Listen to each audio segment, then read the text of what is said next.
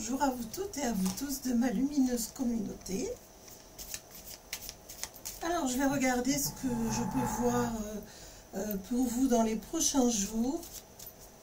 Vous avez entendu un gros soupir d'aise d'indigo qui essaye de prendre le frais là sur le carrelage directement sous le banc. Nous sommes aujourd'hui le mercredi 7 août. Et voilà, je vais faire un petit tour de carte, comme d'habitude, pour voir ce qu'on peut ressentir là au niveau des événements de ces quelques jours à venir. Donc pour la France, je tiens à vous remercier pour vos pouces, vos partages et vos gentils commentaires. Merci encore.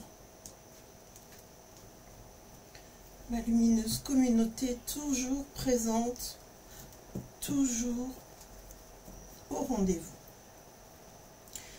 Alors, eh bien, on voit que le couple présidentiel est actuellement un petit peu dans la tempête émotionnelle, mais ils ont des appuis, et notamment, je ne sais pas pourquoi, je vois le Royaume-Uni qui visiblement leur apporte du soutien, et j'ai l'impression qu'ils sont en train de travailler sur un projet commun.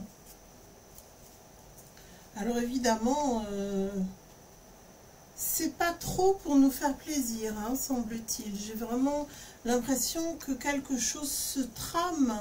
N'oubliez pas que pendant que les gens regardent les jeux, entendez par là jeu, amusement, il se prépare des choses en coulisses, on va dire. D'accord? Et je vous rappelle que beaucoup de gens ont boycotté les jeux suite. Bon, de toute façon, la télévision, je ne la regarde plus, donc hormis quelques documentaires et films. Donc je risque pas de regarder leurs jeux.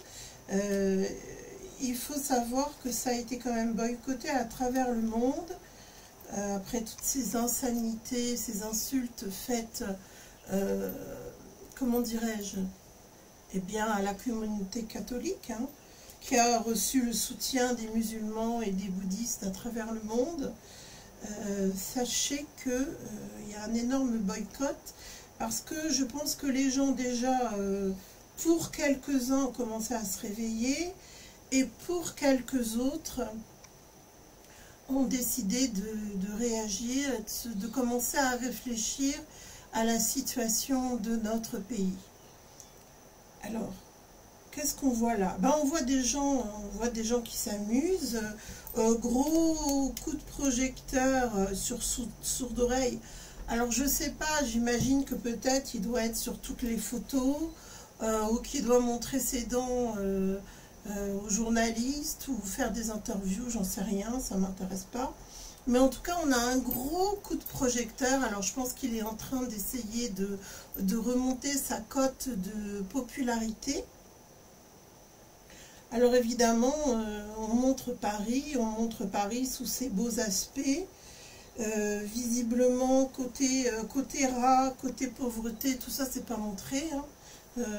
On voit bien, effectivement, qu'on montre une facette de Paris qui n'est pas une facette de Paris, puisqu'on me montre que Paris est en train semble-t-il, de tomber en ruine. Alors écoutez, c'est peut-être aussi à cause de tous ces travaux qui ont été sans cesse mis en place dans Paris. Je pense qu'il y a quand même...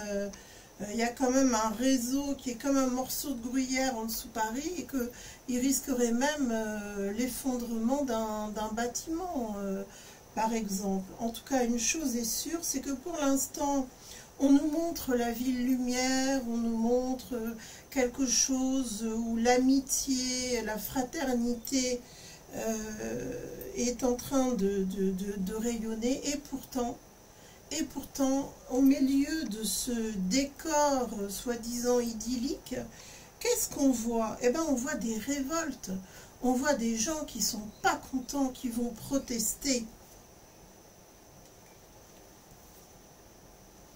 Alors il y en a d'autres qui font la fête et qui s'amusent. Mais pendant que tous ces gens font la fête et s'amusent, on me montre qu'il y a des endroits dans le monde, là je regarde la France, mais on me montre qu'il y a des endroits dans le monde où il y a des morts, où il y a des gens qui manquent de nourriture, qui manquent cruellement d'assistance. Et en fait, je pense qu'il risquerait d'y avoir quelques révoltes aussi, parce qu'il y a des personnes qui n'ont pas de quoi manger. Ça, c'est la réalité de Paris, de notre France. Et il n'y a pas que Paris en France, d'ailleurs, je tiens à le préciser, il y a beaucoup de personnes qui vivent, moi la première d'ailleurs, hors de Paris, et en fait, on aurait bien voulu que la France tout entière, et non Paris uniquement, soit mise à l'honneur. Alors, en arrière-plan, qu'est-ce qu'on voit? Eh bien, on voit qu'ils sont en train de planifier, et c'est bien lui qui ressort, sourd d'oreille, est en train de planifier la mort de très nombreuses personnes à travers quelque chose qui pique. Et là, pour moi, il va faire une campagne vaccinale extrêmement agressive et une campagne qu'il mène avec passion. En fait, c'est encore une guerre déclarée.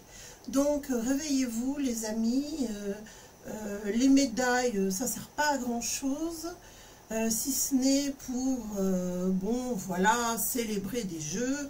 Ce ne sont que des jeux, il y a des choses beaucoup plus importantes qui vont impacter notre pays, et visiblement, ça va devenir justement invivable de vivre à Paris et en France, puisqu'on voit qu'au niveau de l'alimentation, les gens vont se priver de plus en plus, et qu'au niveau de notre santé, la programmation, c'est la mort.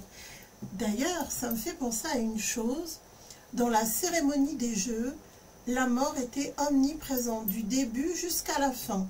Du début avec les catacombes et tous ces milliers, centaines et milliers de morts qui sont entreposés dans ces catacombes. On nous a montré que, sans vilain jeu de mots, des scènes de mort et de sacrifice. Et jusqu'à la fameuse chanson qu'a interprétée Céline Dion, ça parlait de quoi? Je vous le donne en mille, de mort. Donc, en fait, on nous parlait d'amusement avec cette sexualité débridée dans les jeux et de mort. Et bien là, ça y est, on nous l'a annoncé, on y arrive. Donc réjouissez-vous sur ce mois d'août, du moins ce qu'il en reste, parce qu'après la programmation à la mort va recommencer. Et là, ça va être beaucoup plus agressif. Décidément, à chaque fois que je regarde quelque chose qui concerne les projets de sourd oreille, c'est toujours une catastrophe. Alors, pour passer justement cette programmation qui se met en place, quel est le message pour ma lumineuse communauté comme pour moi-même? Quel est le message spirituel que nous pouvons avoir en ces temps de profonde transformation?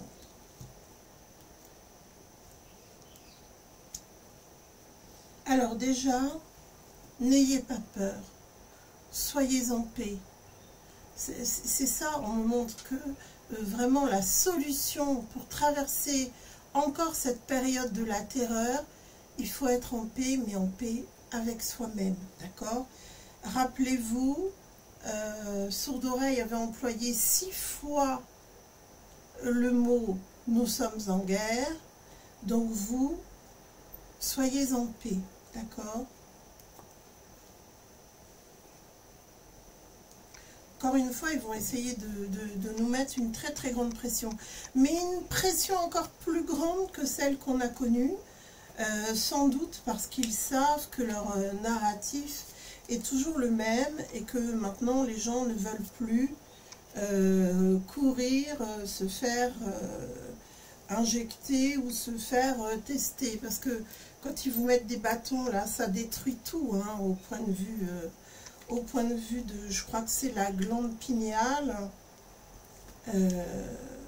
et puis il y a des personnes qui ont eu carrément des lésions, hein, faut faire vraiment attention. Alors les gens qui disent ah ben moi j'ai pas fait de, mais qui sont allés se faire tester, tester je ne sais combien de fois, ben c'est pas mieux, hein. C'est pas mieux ce qu'ils ont subi, hein. Alors il faut savoir qu'il y a aussi des gens qui se faisaient tester et qui se sont fait aussi injecter plusieurs fois. Clairement, hein, encore l'opposition Dieu-Diable, d'accord? Alors, sachez que ces injections-là vont être vraiment encore plus diaboliques que les précédentes, hein. Là, c'est vraiment, vous avez l'ordre divin opposé au diable. La guerre est vraiment très forte, très fortement déclarée. Regardez ce qui se passe dans le monde, regardez tout ce chaos qui règne, cette désolation, ces morts. Là, le diable est en quête de nouvelles âmes et il va falloir être extrêmement posé, extrêmement sage et ne pas répondre leur version mortifère de la dangerosité de tel ou tel virus. Non, non, il ne s'agit pas de ça. Il s'agit bel et bien d'une guerre spirituelle. Et là, on nous le montre, on nous le rappelle. Et on nous engage fortement à retourner en nous, à faire silence, à réfléchir, à écouter sa petite voix intérieure, sa petite voix de la sagesse. Et à ne surtout pas succomber eh bien, à cette très grande sollicitation d'aller vous faire injecter. Protégez-vous en étant déjà intérieurement solide, sage, équilibré, et protégez-vous par la prière. Avant tout, pour ne pas vous laisser envahir par cette espèce de tourbillon. Ça va, vous allez voir, ça va arriver d'un seul coup. Ils vont essayer de semer la panique. Et maintenant, il ne faut écouter que les voix du Seigneur, hein, pas les voix des journalistes. Soyons clairs. Donc, pour résumer ce que je vois, beaucoup de paix intérieure vous est demandé de retrouver. Votre paix intérieure, la confiance en Dieu, et ne pas vous exposer aux messages diaboliques que vous allez entendre. Ne pas vous laisser assaillir par tout ça et restez bien centré sur vous-même. Ne laissez pas la panique vous gagner. Allez, lâcher prise à tout ça. Remercier Dieu, célébrer la vie, célébrer la joie, parce qu'il ne faut surtout pas qu'il vous enlève tout cela. Il faut savoir que cet aspect-là existe, hein. Il n'y a pas que la mort. Ça, c'est les messages qu'ils nous font passer en permanence. Il y a aussi la vie, n'oubliez pas, nous sommes en vie. Et il faut absolument célébrer cette vie, célébrer Dieu, être vraiment en totale gratitude. Et ne pas oublier surtout de prier, de clamer haut et fort votre foi, votre prière. Savoir que oui, c'est vrai, il y a le bien, il y a le mal, mais maintenant il faut formuler des vœux de bien-être, de santé, de joie, de prospérité, et il faut célébrer la vie. Alors restons sur ces idées de vie, de joie, de célébration, non pas de jeux éphémères et inutiles, mais simplement gloire à la vie. Regardez cette belle lumière qui nous est donnée, ces jours qui nous sont accordés, il faut les célébrer, il faut en profiter, il faut vraiment célébrer la vie, la joie, et surtout laissez-vous envahir par votre foi et par votre joie intérieure. Alors, J'espère que ces messages vont vous aider à répandre davantage de joie, d'amour et de lumière dans vos vies.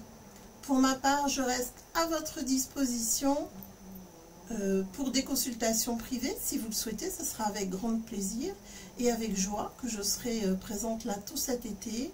Et sinon, bah écoutez, je vous dis comme d'habitude, à tout bientôt pour de nouvelles vidéos. Et n'oubliez pas votre participation en mettant un pouce vers le haut.